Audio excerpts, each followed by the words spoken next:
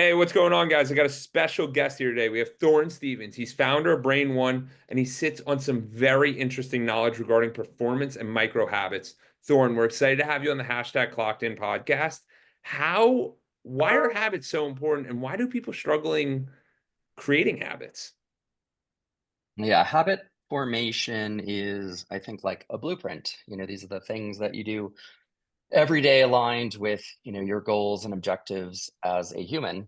And by having positive habits, whether that's health or mental, they really can lay the groundwork for success. And they also compound over time. So, our focus has been really on habits that drive incremental change in value, and then ultimately compound, over a period of time. Absolutely. And what are some of these habits that you're seeing that are really making a difference in people's lives? Just for the audience who's listening, who's like, what can I learn from this? Like, what are some of the habits that they can kind of start to implement or even consider looking at from all the data that you've seen? Yeah, I think it depends on your goals and objectives. Is there a specific goal you're looking for, such as better sleep, right? Brain.One, we develop protocols. We work with scientific literature to basically make those protocols easily digestible to the layperson. And as an example, we're really seeing a lot of interest in protocols around sleep maximization. And so by following a structured framework, a series of small micro habits, they could then improve a larger, essentially macro habit like your sleep, essentially. You got to tell me, what are some of these micro habits for sleep? Because I've been tracking it with my Fitbit and I Yep, look at it and I'm like, we got a 56 today, we got an 85, we got a 76. Like, and I sit there sure. and go, what made this work? Like, the biggest ones I've seen are food intake at certain hours, and then Yep. alcohol is just destroyer of sleep. Yeah. No, I mean, literally, both of those are top of the list, right? So, the concept of intermittent fasting. So, ideally, not ingesting any food 2 hours before you have your bedtime. That's a pretty trivial one. But you'll see if you use a sleep tracker, the impacts on your HRV, in your parasympathetic nervous system and your ability to recover when you don't, when your body's digesting constantly. So, the principle or the micro habit of intermittent fasting could be one example. Alcohol is another really good one. I mean, you can test this all on yourself now, with a wearable. Go 1 week of not drinking and then, have a couple drinks and you'll actually see how that impacts your sleep overall, but then your REM as well as your deep sleep. And it's pretty linear and amazing. I mean, you see the data immediately and how that impacts, both from the perspective of nutrition as well as alcohol. Other things like, blue light or not using, devices, ideally an hour or two. And then there's additional tools like things, related to gratitude, taking a moment before bed. And so as we're developing these protocols, what we see are, just patterns people can follow, ultimately to allow themselves to wind down and have a better night's rest. Yeah, yeah. It's incredible because I think back 10 years, 20 years, 30 years, and I start to think majority of people never knew how they slept. They just go, I had a bad night's sleep or a good night's sleep. And there was no results based. So now we're in a completely different time period where this is happening. So, I mean, for you, I know you've experienced both sides of this. How did you get involved? Like, where does your story begin where you're getting involved in wanting to build micro habits? Because, Yep. Yeah, that's a great question. So I would say after college, I began to run, and I was never really a runner. I went to a school in Steamboat Springs, Colorado for high school for competitive skiers and snowboarders. So skiing, snowboarding is a very integral part of my life. But I was never really a runner until like post college, and I was working in biotech at the time in South San Francisco. And it was actually my mother that dragged me to a Susan G. Komen 10K. And that was the beginning of my running. And I went from 10Ks to half marathons to marathons, and then transitioned from marathons ultimately to triathlon and then long distance triathlons like Ironmans. And done I don't know, a dozen plus like half Ironmans and a couple fulls. And it was really from that experience of training for marathons as well as Ironmans that I began to see, the impact and value of one, following a structured framework, and secondly, of having micro habits that drive that framework. And so we call the framework a protocol. We call the inputs into the framework again a micro habit. Those could just be the things you do on the day to day, how you're preparing for nighttime, what you're doing, when you get up in the morning. And then last, some sort of a feedback loop. And so once I began training with Garmin, and back then there were these big bulky things, they've only gotten better and better. That's when I was able to really see I could, attenuate my lactic threshold. So go longer, faster, stronger, essentially, over periods of time. And it was really from that level of training that led me to ultimately the company that I founded called Brain.One, which is focused on brain fitness and protocols for brain as well as health and now beauty.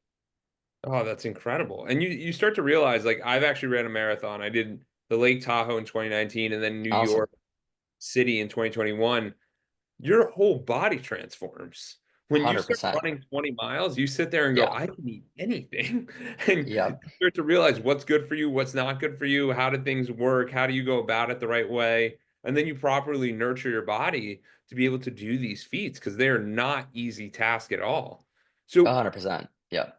so for you, did you ever have any injuries along the way? Did you ever have any challenges where you're like, whoa, I mean, that extensive of training can be very challenging on the body. Yeah, it can be. And you're constantly optimizing hydration with electrolytes, with proteins, and it's this like constant blend as you're training ultimately for the race. And if you're off on any one of those variables, you could hit the wall and, not finish the race.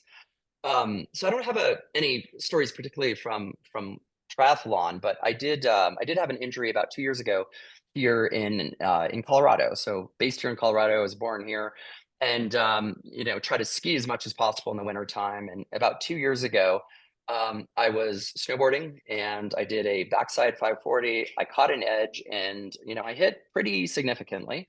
And it was a run I do all the time. It was basically just like a run of the mill day, but something was off. And I heard this crack and I saw my body worker immediately, and we didn't think it was broken. But long story short, I go to the Stedman Institute, the number one orthopedic really in the United States. And they did an x-ray, and the doctor said, you have a broken clavicle, immediately. And so they're like, come back in 6 weeks. And and I was like, okay, great. What's my rehabilitation protocol? And the doctor threw me a piece of paper and a sling and was like, Yeah. okay, here you go. And I'm looking at this, and it just seemed so antiquated to me. Yeah. Literally like this is what they're giving you to help you recover. And so I went back to my network and I, reached out to, you have a vast network of nutritionists and dietitians and so forth. And, just asked them, I was like, hey, you guys, I broke my clavicle. What's a good protocol to follow? And what I heard was, collagen, bone broth, and then I also worked in some other modalities like PEMF, which is a pulse electromagnetic frequency, essentially Interesting. localized. And so, Stedman told me to come back in 6 weeks. I was traveling. I came back in 3.5, but I followed a very steadfast protocol, again, around nutrition. I was doing lots of bison bone broth and stews. And again, I was doing this PEMF almost once a week. And I ended up going back to Stedman in 3.5 weeks, and ultimately they did an X-ray, and the doctor was amazed. They're like, "Oh my gosh, you're completely, your bones completely fused," and I could feel that it was actually fused. And it was, she's like, "Oh, that's amazing. What have you been doing?" And I remarked that I had been focusing on my nutrition, and it's this moment she turned to me and she goes, wow, we never would have thought of that. Or, we never would have recommended that. And it was like this epiphany to me. And I think it illustrates a lot of the challenge we're seeing in the Western medical, training, where you're not looking at the whole human. You're not looking at nutrition as part of what can help the individual. And then, some of these additional modalities like PEMF. And that really was the impetus for Brain.One, and that concept again of having these health protocols that you can follow to, ultimately improve your health, whether it's injury related or not. And I think that's absolutely incredible because what a lot of us don't realize is we sit there and we go to a doctor and we say the doctor knows all. That's not true. If you go to a surgeon, they want to do surgery. If you go to a pharmacist, they want to give you drugs. If you go to a nutritionist, they want to give you nutrition. And you have to realize who you're getting this information from. So I think the biggest thing for the audience to realize is that Thorn here is getting information from multiple different angles. And we should all try to do that whenever we face an injury or whenever we want to do a health improvement or we want to change anything. Because the more perspectives you can get, the more you can do. So how does Brain.One give someone more perspectives? How does it help them understand that there's many different ways of going about these protocols? Yeah, it's a great question. So we have compiled the world's largest database of health protocols, comprised of micro habits. So Brain.One, there's three components to the platform. It's the protocol, and a protocol is just a regimen, a routine, what you do every day. It's a micro habit. An example of a micro habit could be cold plunging. Very much in vogue right now. When you look at cold plunging, it's essentially a micro protocol, but it could be, the frequency per week, the temperature of the water, it could be the duration in the water. So, these are all like the essentially sub variables of that micro habit. And then third, you have a feedback loop. And the feedback loops could be based on how you're feeling. It also could be based on wearables. So we've integrated into every wearable you can imagine. Incredible. And that's the core concept. And so you have a protocol, and then you can go to Brain.One and download a multitude. So we have a library of protocols. Some are science backed. So we will take a scientific paper looking at a specific indication. So example could be like dementia prevention. There was a study that came out in 2017 initially called the Lancet 2017 or the Lancet 2020. It was republished, but it looked at a series of modifiable risk factors. And so we basically take such a paper, we feed it into our AI, we generate editorial that's human approved, and then we generate essentially a protocol that someone can follow. And the data suggests if 30 to 40% of the world followed these types of protocols, ultimately they would not be as susceptible to dementia. And that's a really powerful statement. Again, that dementia is preventable. And so that What would be are one example. I Go know ahead. the audience is sitting there going, tell me the protocols. Like, how do we stop I dementia? How do we stop these you terrible? can you can literally go to Brain.One and it's on the homepage and people can check that out. And it's things you wouldn't, some of it's very like, things you would expect. So, that might include, where you live. Environmental factors are obviously very important there. Another big factor in brain health in general are things like connection. How much time are you spending alone? And people who generally are alone suffer from depression or maybe a lack of purpose. That can impact their life expectancy. And so, connection alone as a micro habit, whether it's a book club, whether it's a cooking class, whatever it might be, but that connection is absolutely integral both to brain health and just your overall health. Absolutely. Because what people don't realize is that the way we're living, there's many different ways to live, and some ways are more optimal than others. Like, so for you to go outside it makes sense for you to live in Colorado. Like, I live in Florida. It's a very accessible place. So it's these areas where you can get outside, get into nature, get feeling a little bit different because we're all facing challenges mentally. And then it's how do you create these groups and these cohorts where you're able to connect with other individuals on a deep level. So part of me, like I'm just going to share this for the audience, like I run a men's group and then I also do podcasts. So this allows Awesome. me to be super present with the conversations because my phone's the camera. I can't look at my phone. I can't get updates. I can't get anything. I have to be present with you. And that's so good because I can learn so much from you and you can learn from it. It's a give and back. And it's how do you implement these habits into your life? Maybe it's going on a walk with a neighbor. Maybe it's taking your dog out. Maybe whatever it may be. These are easy things you can do to start to change the way your brain chemistry works. Exactly. And that's where we start at Brain.One. You can just document your current daily routine. What are the things that you do? And then you can actually feed it into our AI and we'll make recommendations on additional things, depending again on what you're looking for. And it's these micro habits, these incremental changes that really, over the span of your lifetime, really improve your ultimately your health span is what we're looking at. The concept of not just looking at your lifespan, but your health span. How do you stay healthy longer? All the way into your 70s, your 80s, and 90s. And by adopting these types of habits now, it just makes it easier in the future. Yes, and I think you brought up a major point right there, which is take inventory of where you're at today. Like, what are you doing today? Most of us Yep, count how many times we go to the gym. We do not count how many times we eat after 2 hours before bed. We don't count how sure. many days we drink. We don't count how many days we smoke a cigar. We don't count how many days we walk 10,000 steps. So the more things we can measure and monitor, the more improvements we can have. So I love that the protocol starts with what are you doing today? Like, where is Yep, your awareness? Because most of us don't even have an awareness level. We just like we do what we do. And yep, very 100%. unintentional. So it's a wake. I feel like Brain.One is a wake up to what you're trying to accomplish. Yeah, that's awesome. Yeah, we also have protocols coming from health influencers as an Oh wow. example. So Brain.One, it really answers the question if you've ever looked at a health influencer and been like, hey, what is their health protocol? Like quite literally, that's the question that we answer. So we're partnering with a number of, tier one, influencers and athletes and so forth to help document their protocols that they could either, share for, sell for $1 or just, share for the mass public. But that concept that we all have our own routines, and then the ability of making that a bit social so you can share with people exactly what you're doing as part of your daily health routine. Yeah, and the other big reason I wanted to have Thorn on is because for me, I've been recommending these habits to my clients, but I've never heard it in such a way where you can actually track everything going on. I used to use an Excel sheet and it's like, did my gratitude, did my this. Like, Yeah. explain a little bit more about what you guys are doing. Is there an app or something? Like, how are people doing Yep. this? Yeah, absolutely. So we have a full platform. We have a native app. Currently, we're in test flight, and we'll be in the App Store in about a month. Oh, awesome. Technically, in a closed beta. But yeah, the concept is ultimately you have your health protocol, and then you have a series of micro habits, and then you just basically track. And then we're adding in gamification and different mechanisms to drive people back. One of the most interesting mechanisms has actually been content. And I didn't realize Really? that when we went down this road. So we have AI driven content. So again, we're taking scientific papers, we're summarizing them. And we started with 5, we went to 10. We now have 500 scientific papers that are summarized. That model's not perfect. We know that there's retractions and issues with that process, but at least it's the beginning of a foundation. And so we started off with this editorial, and I didn't think it would be so interesting. And then as we began testing with more and more humans, the people love it, because again, it's science backed and it gives a very easy, digestible mechanism for understanding, again, cold plunging as an example or whatever it might Yeah. be.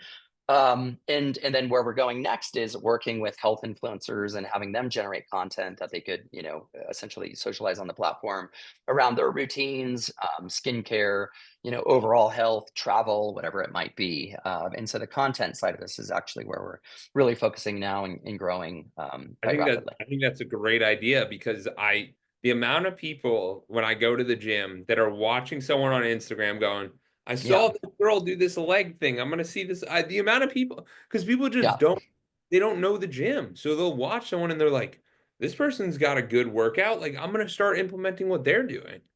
Yeah, exactly. It's exactly that. It's and so we were going down this road, and that was a question I would ask influencers is, are you asked what your healthcare protocol is? And every single one of them said yes.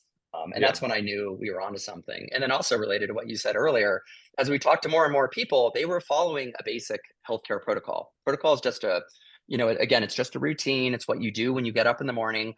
And many of them were doing exactly as you said. They were just using Excel and they just had a list in Excel and they were just tracking it. And then as I talked to more team members, they're using gamification. They're looking at streaking. How many days did they, stay on the streak before they had to break the streak? Da da da. And I just we started talking to dozens and dozens of people, and they were all using this Excel based approach. And that's when I knew we really had something around the health protocol. So that's ultimately became the genesis of Brain.One. 100%, because I literally sit here and like I was telling you before, I have a Fitbit, a trackable, and Awesome. Yeah. I have to gamify it myself. Like I have to Yeah. be like, I got that. It doesn't go, Jordan, best night's sleep ever. Like it Right. doesn't tell me. It doesn't give me a reward. I guess Fitbit, Yeah. you should probably work on that, but sounds like Brain.One might beat you there.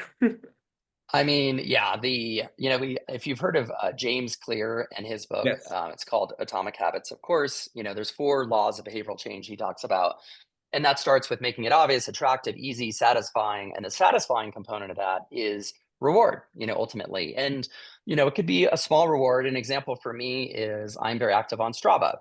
So when I'm on Oh Strava, yeah. pretty much, it's really the only kind of social network app that I'm on. But when I'm on Strava, and I get, king of the hill or, local legend or whatever it might be, it's small and meaningless, but at the same time, it's what helps propel us as humans. And it's that idea of, again, some level of a reward. So, we're building that in. We don't want it to be cheesy. We don't want it to be manipulative like a lot of these, digital tools, but really, trying to make it gratifying for whatever, the task is at hand. Um, Absolutely. And now that you're bringing it up, I mean, Fitbit has some of these, but it's like walk around the world. It takes me a year to walk around the world. Like these rewards are not often enough. And the thing Yeah, that like Tony Robbins talked about is progress equals happiness. So you feel that progress in fitness. It's sometimes looking at yourself, it's sometimes checking your body. It's always measuring and monitoring. So basically what Brain.One is doing is allowing you to see more ways to win. Because that's it. that's what you need. You need easy wins where it's like, I did not eat 2 hours before. I didn't drink. And it's a positive, not a, hey, I'm deterring from my life and I'm not socializing. Exactly. Yep, 100%. And you really have to meet people with where they're at. We've Yes. done marathons, we've done triathlons, we've used a training regimen most Americans haven't, realistically. And further, we've developed the Brain.One platform. We have like the core platform. So we have it on desktop, we have it on native, mobile responsive. But what we've also seen in our testing is the need for an analog, essentially tracker. What does that Yes. mean for the older generation that they don't, and also there's such a backlash between AI and digital in general. People want to be on their phones less, which I totally empathize. And, being a scientist, I mean, I literally have like 70 of these journals, from back in the day. And so for me, having a checklist that you follow, I think was meaningful. So that's actually something we're adopting in a Brain.One, where if you don't want to use any of the digital tools, you could get a monthly tracker. You could do the check boxes and then take a photo and then feed it into our AI. And then it ultimately tracks for you digitally if you want to go that route as well. I love that. Yeah, because you are right. I've been trying, like I just got my mother, like I got married in November, and my mother-in-law, Congrats. Awesome. she was I was trying to help her with like just being a little more active. So we got her a Fitbit, and now she's like, it took her a few months, but now she's like, I'm Yeah. the Fitbit king. Like Fitbit king. Like I wear it all That's the time. awesome. She's like, Yeah. I know how many steps I'm doing, I know when I'm doing better, I know when Awesome. I'm doing worse, and you're just in a much better headspace. So Yep. what do you think Brain.One could really do for people? And what do you think is the impact? I mean, you're already seeing it with the beta testing, but what do you think the impact that these people will see? And should people kind of get involved? Yeah. I mean, I think again, if you have a specific goal, you need a structured framework in terms of getting there. You look at like running a marathon. I mean, you could just go out and run a marathon, but if you want to hit a specific time and a certain level of fitness, you need to follow a structured framework, generally speaking. I mean, there's also people who absolutely don't, but for Uh, most humans, and it comes back to, the very initial point around micro habits, driving essentially incremental change. And so that's very much we've been focused on. And so that concept of, again, can we reach a billion humans and, help them prevent dementia by offering these structured frameworks and protocols? And, the word protocol can be a bit daunting, again, just a regimen or routine. And the reality is most humans are already following one, something. What does it look they like just when you get might in the not know morning? it.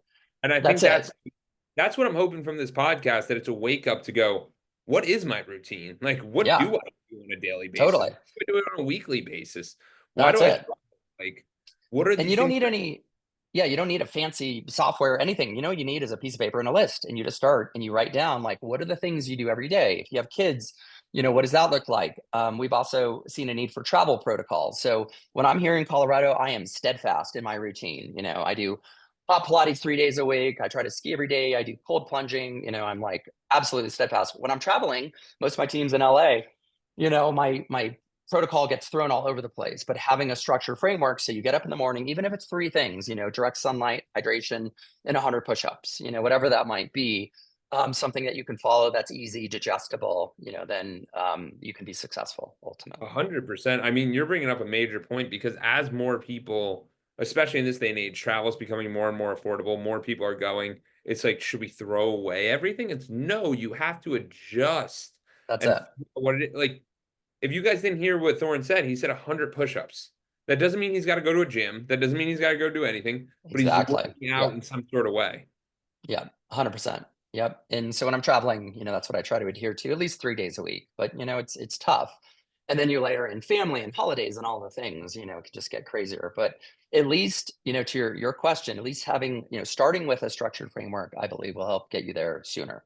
The And hardest part in all of this is human adoption and, really making that behavioral change. 100%. And the biggest issue that a lot of people feel is that they do it and then they might let themselves down. But what we need to all realize is that if you set a goal and set an intention, you're moving closer to your goal.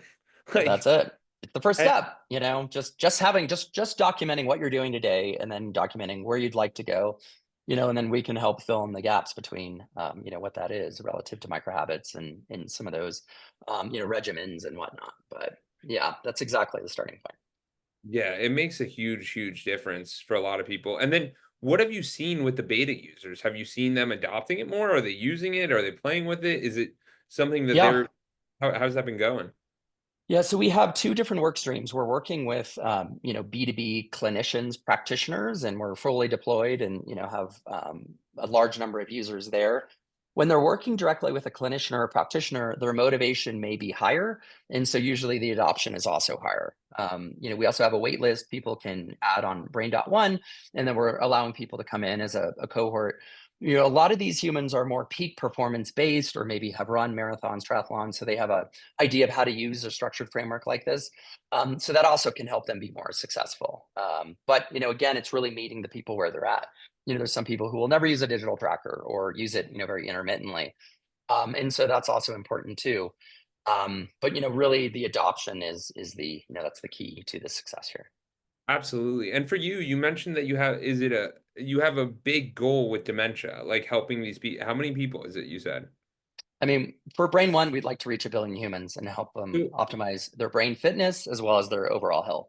So my point being here is that you set the goal for 1 billion people. There's 8 billion people on the planet. That means that you have to meet all these people at these certain areas where a majority of America is a little overweight. A majority of America struggles with this. So I love the fact that you're constantly iterating and not sitting there going like, "Hey, the athletes really like it." Obviously, like you know what I mean? It's their go-to. And then it's how do we get the new people in? How do we get the people thinking more about health and wealth and really living that healthy life that you're talking about and not just living long, but living Sure. healthy. That's it. And the power of small incremental changes, again, like you can't, that's why so many people fail and they're like, oh, it's a new year, new me, I'm going to lose weight. Like you have to start small and measured and then grow, ultimately. And, I there's very much a framework to that. And that's what we're applying toward. I completely agree with that. Yeah, back in 2023, I literally set the goal to work out every single day. And it's Yeah. a crazy concept, but it's like, hey, and then I was literally going on Instagram. I'm like, workout one, workout two. And I got to like 400 workouts.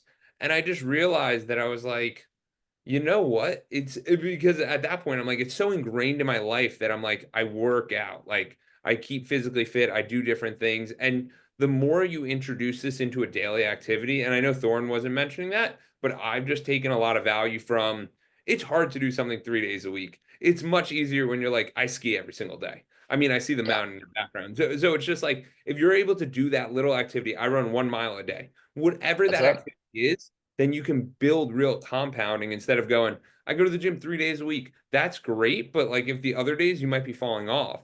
So it's like, how do you just keep that momentum and keep running at a deficit so that your body can actually handle what's going on? Yeah. 100%. No, that's Yeah, very insightful. I think you're totally correct there. absolutely. So, Thorn, for you, where can people learn more about Brain.One? What can they do if they're sitting there going, I want to get involved, I want to take action today? What can they do? Yeah, they can go to Brain.One and we have a short assessment and they can be added to our wait list. And yeah, we're pushing people through as quickly as we can. There's been tremendous interest in what we're building and how we're building it, so that's very exciting. But we're trying to reach as many people as quickly as possible. I love it. And I'll put all that in the show notes. And the other major thing I want to add is that Thorne is like one of the first people I know that is literally a scientist first, and he's combining this with the habits that you might sit there and go, these are very simple, but these are what's making a difference. Trust me, Thorne, I've spoken to him several times. This guy knows his stuff. He knows all the different intricacies. And if this is working best for what the people are, then this is what everyone needs to do. So I would definitely go check out Brain.One and you'll thank Thorne later. Thank you, Thank you. Jordan. We appreciate that.